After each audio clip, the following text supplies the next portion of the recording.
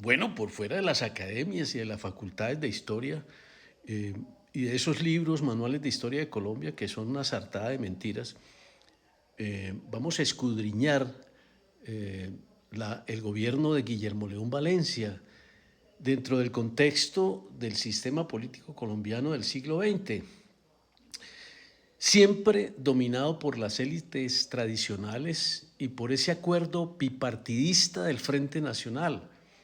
Digamos que desde esta perspectiva, el gobierno de Guillermo León Valencia puede interpretarse como parte de una estructura de poder que muchas veces dejó por fuera a campesinos, indígenas, trabajadores, la gente del común, un tema de lucha de clases.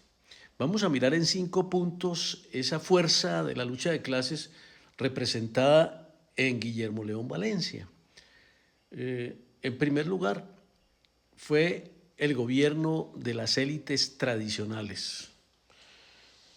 Digamos que Valencia provenía de una de las familias más influyentes del Cauca, una región históricamente marcada por grandes haciendas y una estructura social muy jerarquizada. Su llegada al poder reflejó la continuidad de una clase dirigente que gobernaba desde los centros de poder sin representar plenamente a las mayorías rurales. Vamos a ver un ejemplo escudriñando esa otra historia. Digamos que durante los años 60, gran parte de la tierra en Colombia estaba concentrada en pocas manos.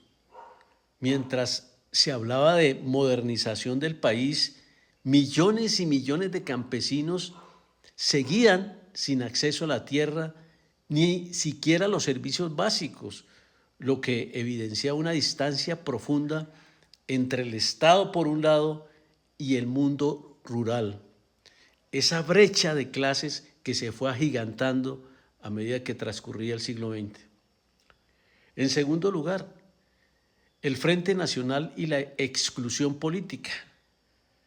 No les cuentan a los estudiantes ni le cuentan al país que el sistema del Frente Nacional fue un acuerdo entre liberales y conservadores para alternarse el poder, un acuerdo de la oligarquía que buscaba frenar la violencia partidista, entre comillas, pero también cerró el sistema político a otras fuerzas sociales, a fuerzas alternativas, solamente liberales y conservadores.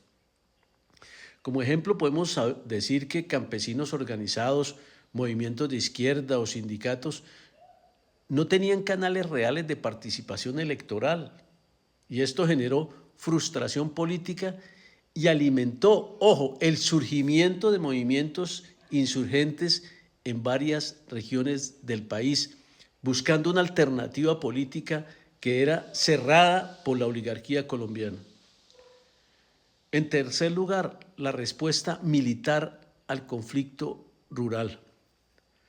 Digamos, y esto no se puede olvidar que durante el gobierno de Valencia se fortaleció la estrategia militar para enfrentar zonas campesinas autónomas o con presencia guerrillera.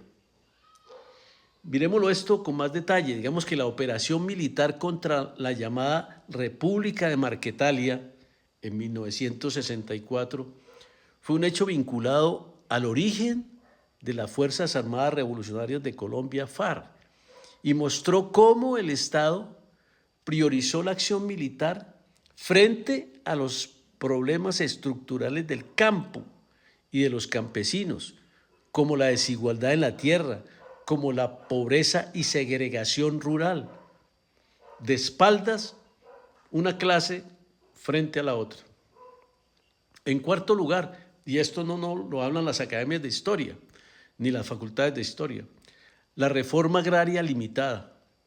Digamos, aunque existía una institución creada para impulsar la reforma agraria, que fue el Instituto Colombiano de la Reforma Agraria, que así se llamó, su impacto durante esos años fue muy limitado frente a la magnitud del problema de la tierra en Colombia, que aún no está resuelto. Vamos a verlo con más detalle. Digamos que muchas tierras improductivas continuaron en manos de grandes propietarios, mientras campesinos desplazados por la violencia colonizaban selvas y zonas marginales sin ningún apoyo del Estado. En quinto lugar, vamos a ver la invisibilización histórica de pueblos indígenas y trabajadores. Todavía escuchamos esos discursos de la derecha contra los indígenas y los trabajadores. Digamos que en la década de 1960, los pueblos indígenas apenas comenzaban a reorganizarse políticamente. Sus derechos territoriales y culturales no eran propiedad de esa agenda estatal, nunca lo fue. Vamos a verlo con más detalle. Digamos que regiones indígenas del Cauca, ese epicentro es el Cauca, donde la familia Valencia tenía influencia histórica, vivían conflictos por tierra y autonomía que solo décadas después serían visibilizadas por organizaciones indígenas y reformas constitucionales que provocaron cierto cambio en esa región. ¿Qué podemos nosotros decir? Hacer una reflexión ahora que está la nieta hablando de que va a solucionar problemas de tierras en Colombia, en fin, que el gobierno de Guillermo León Valencia no puede entenderse solo como el de un individuo, sino como la expresión de un modelo de poder oligárquico que dominó a Colombia durante buena parte del siglo XX.